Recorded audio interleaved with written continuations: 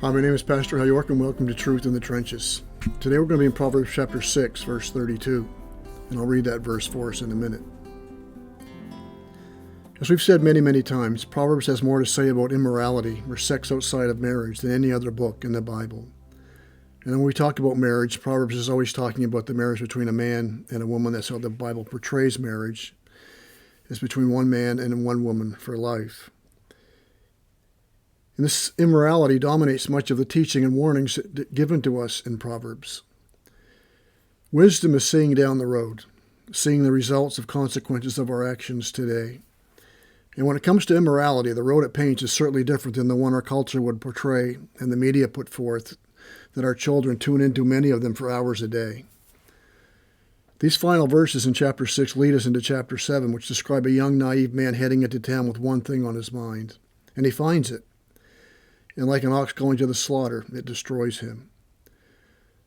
Obviously, sex has potential for great joy and therefore carries with it, when misused, the potential for great heartache. Our verse today cannot get much more clear or more blunt, if you will. You can't read it and wonder what he's trying to say. The verse says this: the one who commits adultery with a woman is lacking sense. That's the first part of the verse. Immorality is a senseless thing to do. One who commits adultery, someone who has an affair with someone else's wife, is lacking sense and certainly lacking wisdom. But it's the end of the verse most people would consider to be an exaggeration or an overkill. He who would destroy himself does it. Did you hear that? The one who commits adultery with a woman is lacking sense. He who would destroy himself does it. You can almost hear the mocking and the scoffing. Oh, come on. The writer's just trying to scare people so they won't do it. It's not really all that bad. Well, Proverbs say, yes, it is. And what Proverbs is doing is he's telling us the truth.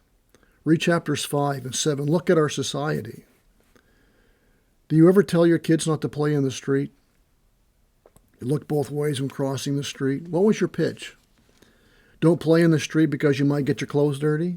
Or drivers don't like it when you play in the street? I doubt very much that was your reason for telling them not to play in the street. No, you told them if they play in the street, they could get run over, permanently hurt, or even worse, they could be killed.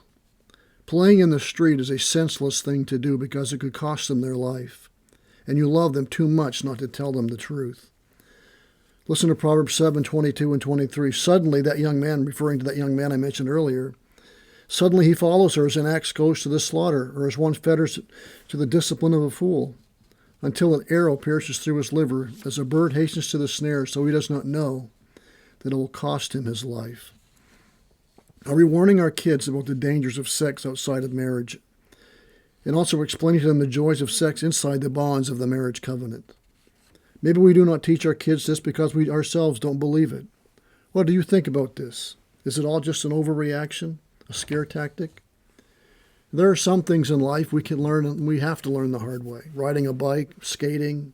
Yeah, we fall off the bike a few times. We fall down while we're skating. We get skinned knees, but life goes on. It's not life-changing. But sexual sin carries a far heavier price tag than falling off a bike, or even for that matter, stealing or lying. Now, all sin is wrong. But sexual sin in one way is a different kind of sin than any other sin. Paul alludes to this, and Proverbs warns about it over and over again. Listen to Paul's words in 1 Corinthians 6:18-20. Flee immorality. Every other sin that a man commits is outside the body, but the immoral man sins against his own body. Or do you not know that the body is a temple of the Holy Spirit is in you, whom you have from God, and that you are not your own, for you have been bought with a price. Therefore glorify God in your body. God created sex, and he has the right and loves us enough to tell us and warn us of the dangers of going against his prescribed laws. Thou shalt not commit adultery made the top 10 of God's commandments. He must think it's important for each one of us and for the health of marriage, which is the foundation of the home, and the home is the foundation of any society. So as you look at our sex-starved, sexually confused, and perverse society, it's not surprising to see the family coming unraveled. And as the family goes, so goes the culture and the nation.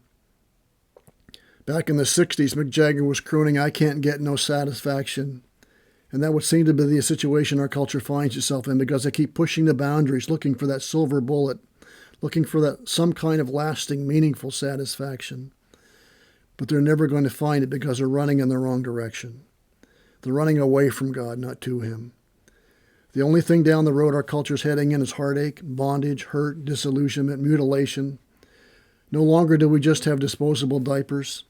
Thanks to the sexual revolution, we now have legislated abortion, which simply means we have legislated disposable babies. That's the culture we're living in. The one who commits adultery with a woman is lacking sense. He would destroy himself. He who would destroy himself does it. Proverbs 6:33, wounds. The next verse follows this. Wounds and disgrace he will find, and his reproach will not be blotted out.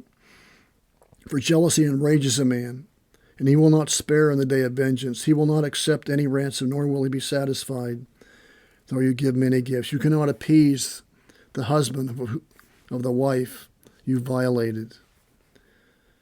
Recreational sex is a term we hear a lot today. What recreational sex is just another term for recreational self-destruction. Casual sex is casual self-destruction. Yes, Satan truly is the master deceiver, selling us finding ourselves in that which will ultimately and actually destroy us. Tell your children the truth.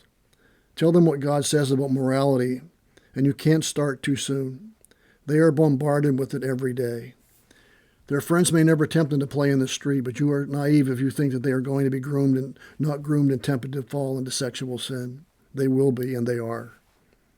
God takes sin seriously. Do you? He takes sexual sin seriously. Do we? Do I as a parent?